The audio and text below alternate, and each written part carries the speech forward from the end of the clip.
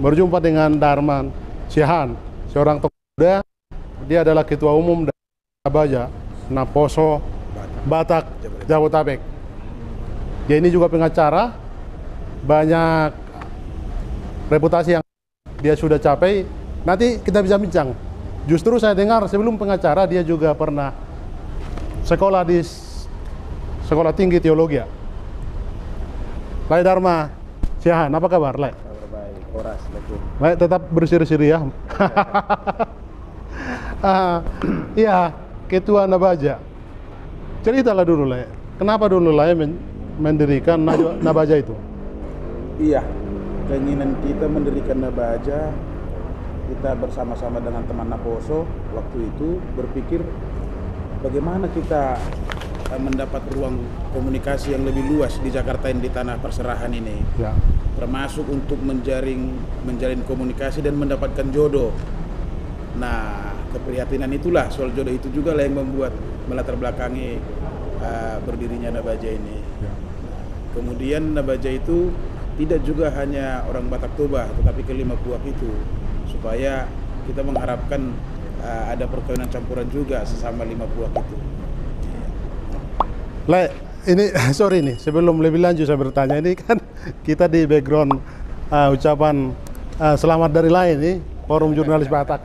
Kebetulan sahabat Suara Tapian Channel, kami persis di depan gedung Sopomar Pikir. Sopomar Pikir adalah pusat think tank dari orang Batak. Kami deklarasikan Forum Jurnalis tepat hari ini dan berjumpa dengan Darman Siahaan. Lai, apa pesan Lai ke Forum Jurnalis Batak begitu dideklarasikan tadi?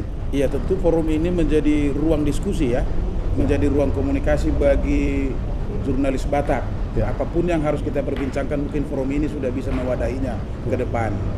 Ya, saya ucapkan selamat untuk deklarasi dan pelantikan pengurus yang sudah dilantik hari ini. Kembali ke Nabaja tadi, Lai. Saya dulu pernah dengar di Cawang itu gereja HGBP Sutoyo itu disebut gereja jodoh. Iya. Dan Nabaja tersirat juga menyambungkan atau mempertemukan laki-laki Batak dan perempuan Batak. Apa yang terjadi di Nabaja? Pengalaman Lai. Dan Lai berjodoh di Nabaja. Kebetulan memang yang aktif di angkatan pertama itu berdirinya Nabaja, kebetulan lebih banyak itu dari HKBP Sutoyo memang. Nah, konsep yang ada sudah di sana itu disatukan dengan konsep di Nabaja yang lebih luas. Ya. Nah, jadi di kita di Nabaja ini setiap kita adakan event pasti ada yang berjodoh di sana. Termasuk mulai dari konsep deklarasi, Ya. panitia deklarasi itu sudah menemukan rokap di sana. Belum deklarasi, masih persiapan deklarasi, di sana sudah ada yang berjodoh. Nah, saya sendiri jujur saya katakan saya juga mendapatkan jodoh di Nabaja. Oh. Ya, saya menjadi, Sebutlah itu baru apa? iya, saya mendapatkan jodoh mungkin orang yang ke-17 mendapatkan jodoh. Ya. Ya. Saya mendapatkan jodoh Buru Pasaribu. Kebetulan Buru Pasaribu ini juga aktif Di Nabaja. di Naposo Pasaribu. Oh. Nah, biasanya memang yang aktif-aktif itu yang lebih dulu connect. Ya. Lai, temuan Lai, apa yang membuat laki-laki Batak atau juga tadi perempuan Batak mereka lama berjodoh di Jakarta, terutama Jakarta ya, banyak yang usia sangat matang begitu. Kalau saya lihat di Jakarta ini kenapa sulit mendapatkan jodoh, karena memang ruang komunikasinya sangat terbatas. Nah, sekarang ruang komunikasi itu sudah kita buka. Ya. Ada Naposo Batak Jabodetabek. Nah, tapi kalau dia juga tidak terpanggil, ya, dia tidak aktif di Naposo Marganya, dia tidak aktif di gereja, dia tidak aktif di Naposo Bonaposo Gitnya, memang ruang untuk mendapatkan jodoh itu menjadi kecil. Nah, akhirnya harus dijodoh-jodohkan oleh orang tua. Nah, pengalaman saya, orang yang kesulitan mendapatkan jodoh dari riset kecil-kecilan yang kita buat adalah orang yang kurang berkomunikasi dengan ruang pemuda itu sendiri. Bagaimana mungkin dia mendapatkan jodoh, didoakan dari gereja sana tapi dia tidak pernah ke gereja.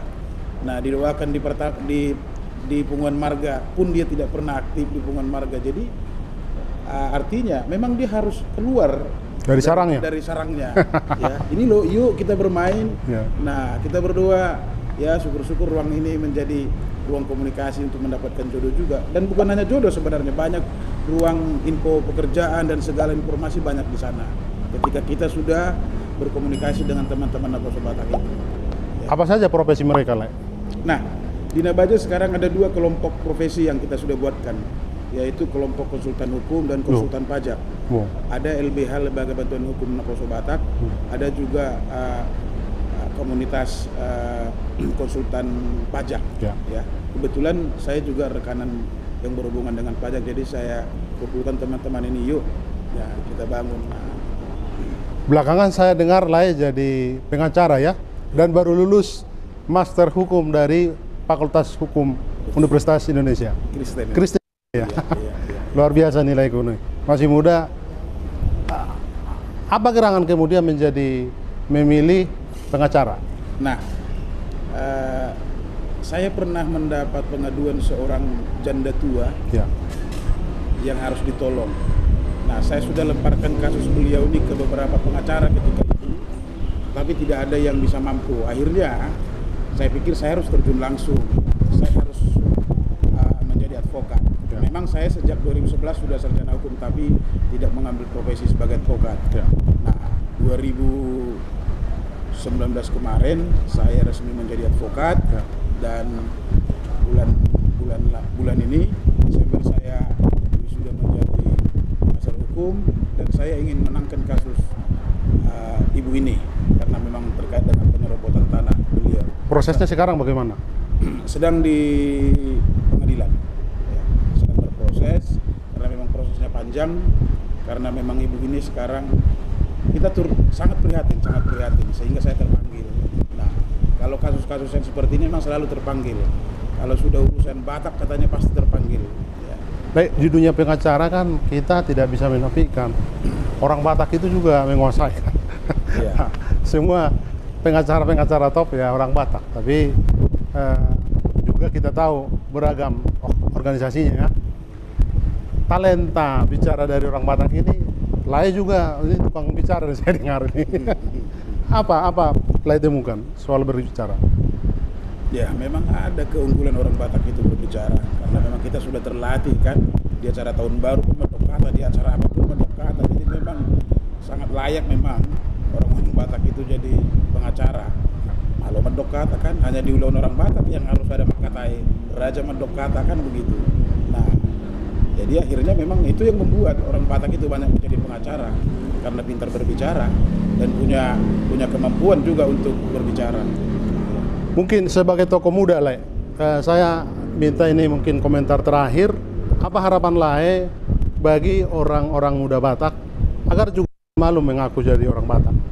Ya. Tapi bukan berarti kalau berkomunitas dengan orang Batak bukan menutup pintu untuk kita nasionalis. Bagaimana pendapat Lai? Nah, ini yang menarik. Ini harus saya tekankan ini. Nah, orang Batak kalau disebut orang Batak, jangan malu jadi orang Batak, bergabunglah di gerejanya, ya, karena orang Batak pada umumnya dan mayoritas adalah bergereja kesukuan Batak. Bergabunglah di Naposo gerejanya, di Naposo marganya atau di Naposo Bonapasugi. Jangan jadi jaim. Nah, ada sebuah penelitian yang sudah kami lakukan. Sekarang sangat jarang ditemukan buru Batak yang cantik aktif di Punguan Batak. Percaya atau tidak? Lalu ketika Anda melihat buru Batak yang cantik-cantik tidak bergabung di Naposo Batak, coba sampaikan ini. Bisa dilihat, hampir di semua gereja kesulitan mencari Naposonya. Bahkan untuk bentuk paduan suara pun kesulitan. Nah, untuk itu mari terpanggil. Jangan bangga mengatakan gue banyak teman di luar sana, gue punya teman kampus di luar sana banyak gitu. Nah, untuk itu kita harus bangga punya teman banyak orang Batak, karena kita tentunya pasti saling mengedukasi, saling memberi informasi tentang Batak. Banggalah menjadi orang Batak. Baik, terima kasih Lai Siahan SHMH, seorang pengacara muda dan Ketua Umum Nabaja. Terima kasih waktunya Lai ya. Terima kasih. Sahabat Suara Tapian Channel, terima kasih sudah menyaksikan bincang-bincang kami.